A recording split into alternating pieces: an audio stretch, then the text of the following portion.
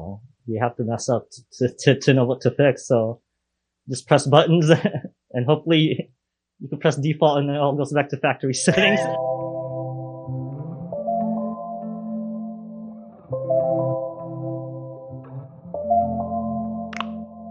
Thank you.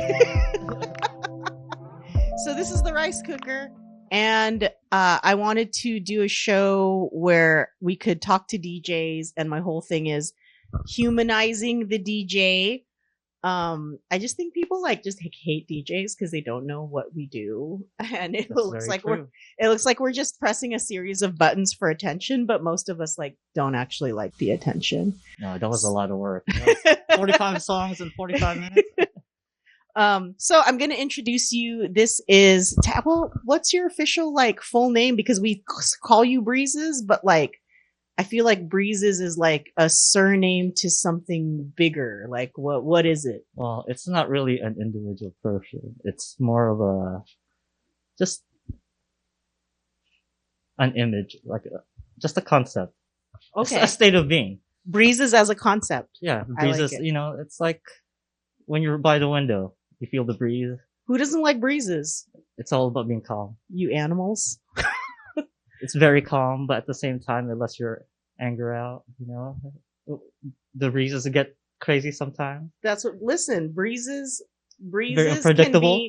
Breezes can be soft, or breezes can take down a tree branch if you get them mad enough. You can do your laundry too, but yeah. That's true. They can be helpful too. So, so just introducing yourself and myself, this would be really cool if we could get it together, because if my wife Maria does a set, and if we get William to do a set, I could do a month where it's just family members. It's a because great idea. DJing is the family business. That is what we do. And you are technically my uncle, but you're cousin Uncle Breezes. And a Lolo. Yeah, and a Lolo. Cousin uncle to some, Lolo to others. A nephew to some.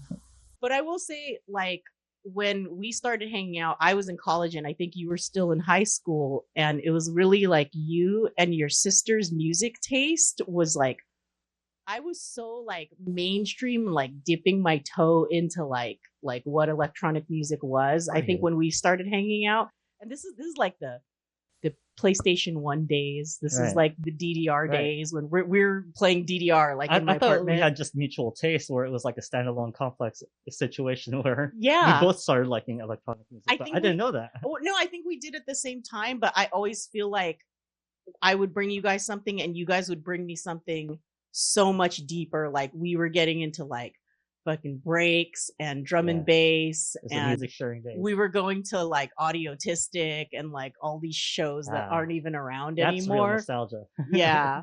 Yeah, I love electronic music until we die. I mean, people misunderstand it, but electronic music can save lives. What do you think people I always like talking about misconceptions. The whole reason I like talking to DJs is because I feel like people think we want to be the life of the party or need a lot of attention, but I find that most DJs just love music, right? Yeah, just music. It's sharing music. So what are the misconceptions of something that's misunderstood about electronic music in general? What do people think it is, and what is it really to you? Aside from the technical aspect of it, I mean, people just think it's festivals and just a party vibe, but it can fit all kinds of lifestyles. And, a lot of these producers, they come from varied backgrounds, and a lot of them produce as a form of therapy sometimes. And when you hear that music, you're kind of reading into what the producer's feeling at the moment when they make that music. So if they're making something sad, they could be sad at that moment, and you have to, just absorb it. And that's why we say the feeling. crying on the dance floor, right? I feel like a lot of people at 174 BPM. Yeah, crying at 180 BPM. Yeah. But I feel like a lot of people don't always acknowledge the emotional part of electronic music, because it was originally made to sound like machines, or to kind of make this statement about us as productivity robots, right? And I feel like a lot of it is a reaction to that too, but also I think it can be very emotional. Like we love house music. We love Yeah. the soft disco melody over like a house beat is like therapeutic Yeah. to a lot of us, I think. To borrow from black culture, they had their blues. I mean, for the underrepresented minorities, Yeah. we needed our kind of blues. And for me, it was electronic music. And for a lot of Filipinos, it was Yeah. Asians in general, it was electronic music because Yeah. there was no language. It was all instrumental Mhm. and it can fit every language as possible. And Yeah.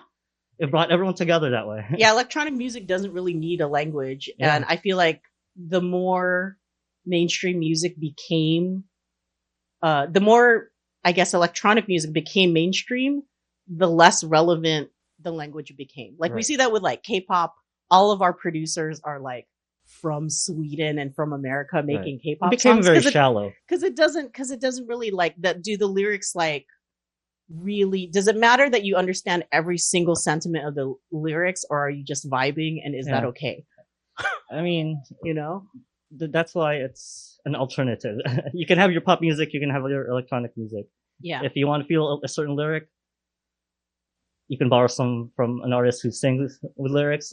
But if you want to feel something that the lyrics can't put out, then the electronic music's there for you. That's also like the beauty of like sampling too, like taking a tiny like piece of a song and looping it until everyone Yeah, understands. you're stuck in that emotion Yeah, of that loop. yeah. Yeah, Which I feel like is what we do with our emotions. We're always like yeah, looping and re-rendering our yeah. You emotions want to and feel it no matter if it hurts or it's yeah, happy. Yeah, exactly. Yeah, samples like it. Sometimes you're taking the most hurting part of the song yeah. and like Stuck in a moment. making a loop out of it, and that's kind of what we Yeah, do exactly. emotionally. And yeah, so I do think like electronic music has more, maybe more layers to it than can be seen by the naked ear. I don't know if things Yeah, are seen by naked ears, it but can they be are now. marketable, but it's also poetic in some ways. I'm also a very adamant believer that like when people have a lot of different hobbies that they contribute to something. So you're into a lot of different stuff. Like I know you love K-pop. I know like you have a background like as a designer and a visual artist and stuff like that. How does the other stuff that you do and even just the things, the hobbies that you like, how does it like kind of contribute to what you do when you're doing a DJ set? Well, with K-pop, that's a very that could be another It's a story whole for nother another time. episode, Oprah. But besides all that, I mostly take from the production side of it, and I just study it and see how they structure everything. But at the same time, it's entertainment. It's propaganda for a good time. But mostly it's for technical part. And my other hobbies, they help me understand everything. It's you just have to educate yourself, and it'll help you in so many related fields. Yeah. I always like point out like I do a lot of different stuff, but particularly DJing I feel like makes me a better director because I Yeah. have this constant sense of musicality Right. and like what feels good like as a rhythm, and whether that rhythm is in Yeah, storytelling it's or live editing.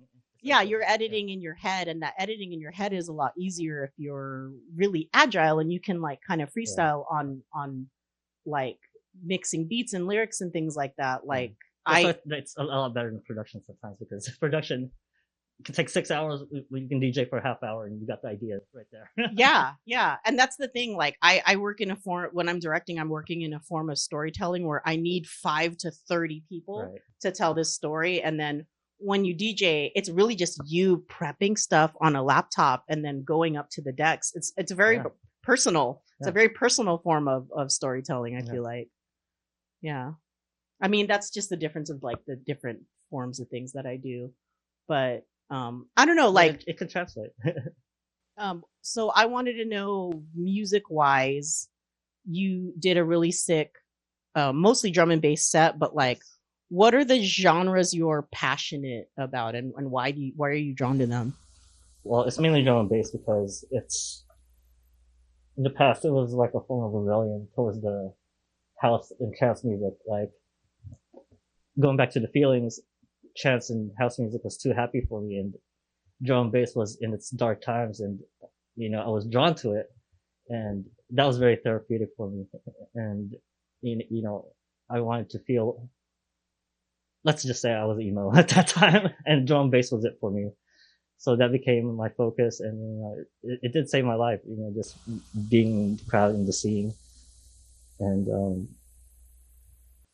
besides drum and bass, I mean, I like breaks and you know, pretty much anything that sounds good, as long as it Yeah. has a feeling. If it sounds too robotic, then it's for a party. Like Yeah. if it's just a straight kick beat, then Yeah. it's clearly not music. It's for you to party and get the fuck out. But Yeah, I mean I play a lot of like party songs for yeah, sure, but it's one of those things that it's like if a song's good regardless of genre, yeah, the song's good. And I'm very like I don't know, pragmatic about the way I do my sets. Like I'm very like does my biggest question is like does this song move me? Like yeah, does it make me happy? Does it make me sad? Does it make my heart hurt a little bit? yeah. But I got to like feel something. Like it feels really it's really hard for me to put a song in that I don't feel like great about. And I know that sometimes I'm there's a song in the set like for trend, I might not be playing this song next summer. Or there might be songs that just have a stupid little sample in it. It means something to me and nobody else, and I still want to play it. Yeah. It's 1 second moment, but the crowd's there with you. Yeah. I mean, I would hope so. Um, do you do you do you feel like you play different when there's people around versus like when you're by yourself? Does it feel different? Like I feel more free to make mistakes definitely when nobody's looking, but Yeah, then I get more creative. that's So that's true. I feel different because I don't know how they're gonna accept it. I'm playing a form of music or style of electronic music that's not very accepted because it's a different rhythm, yeah. and some people don't understand because it's it's a fast hip hop beat essentially, Yeah. and it's a lot of drum work. So I mean, that's the only anxiety I get if they like the music or not. But other Yeah. than that, I'll do my best and try to mix and play out. That Hope was they also like it. that was also like even when New Jeans came out, people were complaining that their music was they couldn't figure out if the music was too fast or too slow I because it didn't know was that. garage type beats. Right. And now everyone is trying to make music like that. But when they did it Yeah. for the first time, like not for the very first time, Yeah, but they in that pushed the genre, sound. it freaked people out because they were like, "This isn't the 120 BPM I'm used to doing my TikTok dances to." Like, Yeah. freaked people out. And now, Yeah, there's a whole world that people don't know. You can't hate yeah, K-pop. K-pop is very creative in that yeah, sense. they're creative in that like K-pop is. I always say K-pop is not a genre of music; it is a market. And it is a market that now introduces Yeah, genres to the mainstream, they use every sample they can. and I think is driving this new like interest in like garage and drum and bass Yeah, and break beats and stuff all the that influence that they take, they introduce to all kinds of people, and I love it. yeah, yeah. And like I said, it's a it's a market. It's not one genre. It's not that pop music is Yeah, a genre. It's that they take the pop music and like push yeah, it internationally to all these producers, yeah, and they pay good money to have good producers bring that to the surface for them. yeah. Yeah. But people have to remember that K-pop is primarily for Korean people. That's what I always have to remind Yeah. them. And I always tell people like, yeah, don't think of it as a genre. It's a market. 60% of the earth is Asian. And that is the way music is being marketed to 60% of the world. So if you're not paying attention to that, like how on top of like marketing and trends, like are you Yeah, if you're not seeing what like yeah, there's so much literally exposure. the world leaders in marketing are like doing right now with like Yeah, music and fashion and stuff. right. Yeah. They're doing good. They're gonna be fine Yeah, for a while yeah, anyways. yeah. Okay, probably like one of my last questions, but like you and I have been DJing for a long time, sometimes publicly, sometimes not publicly. But if someone wants to start, like we meet a lot of new DJs that are just starting or starting out. Like, Yeah. what do you tell them if they're just like scared to kind of get their hands dirty and DJ? Well, you have to mess up to know what to fix. So just press buttons and hopefully you can press default and then it all goes back to factory settings. But the more you mess with it, the better you get. Spend 30 minutes a day for 30 days, you can master anything. Dang, abs of you can have abs of steel. Well, yeah. Either working out, same as exercise. You can have ripped abs or be a good DJ. Yeah. Just 30 minutes a day. Just ripped fingers. Just ripped muscular fingers from DJing so hard. Yeah. All right. Thank you for sitting with us on the rice cooker, and we'll say bye on this. Keep warm. Keep warm, everybody. Keep one bandana over half your face. Quick.